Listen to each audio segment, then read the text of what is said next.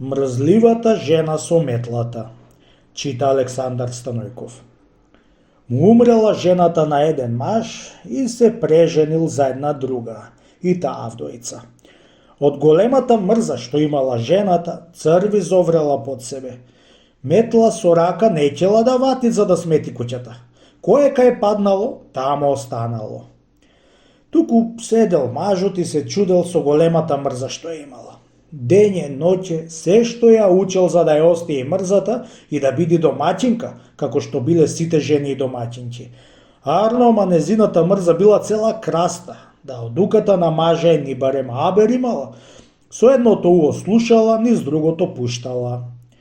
Дума се праша мажот со пријатели што да ја праит за да ја изваит мрзата и скројал еден маривет ваков. Едно утро зел метлата и ја клал зад врата. Слушај вамо ти метло, сестро, ја рекол. Сега, од кога ќе си одам в чаршија јас, ќе станиш ти и ќе ја сметиш куќата, дворот и ќе се уредиш се што паднало на земи. Ќе месиш леп, ќе сготвиш вечера и кога ќе си дојдам да биди готово. Слушај вамо метло, моја мила сестро, тако ми таткоа душа, ти се колнам, а ако готово не го сториш ова што ти го велам, да знаеш оти страшен ќотек ќе ти удревем, знаеш како ќе те тепам? Кога ќе те ватам со обете раце, кога ќе те бием се од плеќите од жената ми, еве вака да знаеш метло, сестро.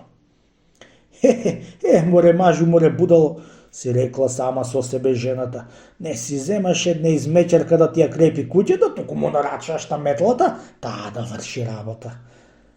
Си дошол вечерта мажот од чаршија и кога видел оти ништо не свршила жената му од што ја беше нарачал на метлата, ја грабнал со обете раце метлата од долниот крај и ја легнал да ја биете од жената си. Удри, кај му паднеше, по очи, по глава. Списка жената како некоја лута змија. Трешти да бега низ куќа, трешти да бега од куќа надвор. Трче мажот по неа и удри, трче и удри. Судија со тие збори, ја метлата ја судит.